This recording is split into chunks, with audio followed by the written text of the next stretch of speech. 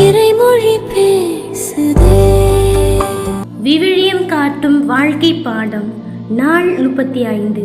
இன்றைய நாளில் எண்ணிக்கை நூல் 3 முதல் 5 வரையிலான அதிகாரங்கள் எடுத்துரைக்கும் இறையியல் வாழ்க்கை பாடங்களை பற்றி கற்றுக்கொள்வோம். இந்த அதிகாரங்களில் இஸ்ரேல் மக்களின் தலைச்சின் பிள்ளைகளுக்கு பதிலாக லேவியர்களை தமக்கென ஆண்டவர் பிரித்தெடுப்பதை காண்கிறோம். முதலாவது லேவியரின் 3 குடும்பங்கள். லேவியின் புதல்வர்களான கேர்சோன், கோகாத்து, மெராரியர் ஆகியோரின் வம்சாவளியினர் சந்திப்பு கூடாரத்தின் வெவ்வேறு பகுதிகளை பராமரிக்க பணிக்கப்பட்டாங்க. கோகாத்தின் மரபினர் இவர்கள் மிகவும் புனிதமான பொருட்களை, அதாவது உடன்படிக்கை பெட்டி, மேசை, விளக்கு தண்டு, பலிபீடங்கள் இவற்றையெல்லாம் தாங்கள் தோளின் மீது சுமந்து செல்லக்கூடிய பொறுப்பை பெற்றிருந்தாங்க. கேர்சோன் மரபினர் இவர்கள் கூடாரத்தின் திரைகள், மூடிகளையும் நுழைவாயில் தொங்கு திரைகளையும் பராமரித்து எடுத்து செல்லக்கூடிய பொறுப்பை பெற்றிருந்தாங்க. மெராரியின் மரபினர் இவர்கள் கூடாரத்தின் சட்டங்கள், தாழ்பால்கள், தூண்கள் மற்றும் அவற்றின் பீடங்களை பராமரிக்கக்கூடிய பொறுப்பை பெற்றிருந்தாங்க.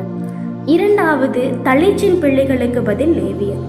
எகிப்தில் தலைச்சின் பிள்ளைகளை காத்த இறைவன் தமக்குரியவர்களா அவர்களை கருதினாரு. ஆனா அவர்களுக்கு பதிலாக லேவி கோத்திரத்தை தமக்காக ஏற்றுக்கொண்டாரு. இது இறைப்பணிக்கு ஒரு குறிப்பிட்ட குழு அர்ப்பணிக்கப்படுவதை குறிக்கிறது. பாளையத்தின் தூய்மையும் நம்பிக்கை துரோகமும். இறைவன் மக்களினுடைய நடுவுல தங்குவதால பாளையம் தூய்மையாக இருக்கப்பட வேண்டும் என்பதை இந்த அதிகாரம் வலியுறுத்துகிறது. தீட்டானவர்களை விலக்குதல். தொழுநோய் உள்ளவர்கள் மற்றும் தீட்டானவர்கள் பாளையத்திற்கு வெளியே அனுப்பப்பட வேண்டும். இது சமூகத்தினுடைய நலனையும் புனிதத்தையும் காக்க எடுக்கப்படக்கூடிய நடவடிக்கை. குற்ற பரிகாரம்.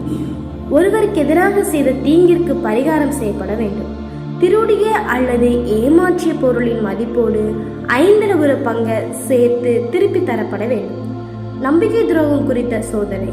கணவன் மனைவி உறவில் ஏற்படக்கூடிய சந்தேகங்கள் மற்றும் விசுவாசமின்மை குறித்த சடங்குகள் இதில் விளக்கப்படுகின்றன.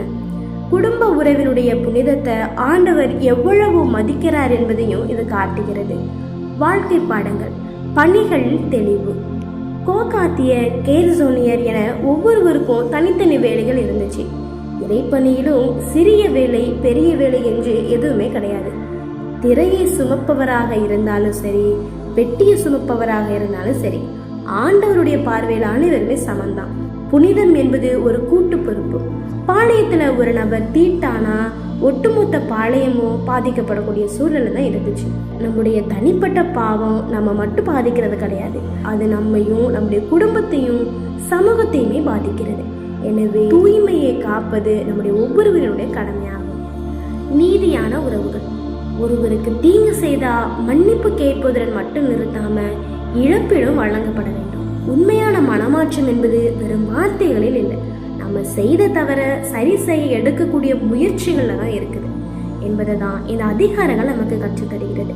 இன்றைய நாளில் நாமளும் நம்ம செய்யக்கூடிய சின்னஞ்சிறு தவறுகளை நம்முடைய வாழ்க்கையில மாற்றிக்கொள்ள முயற்சிகள் எடுப்போம். இந்த நாள் இனிய நாளாக அமைய வாழ்த்துகிறோம். நன்றி.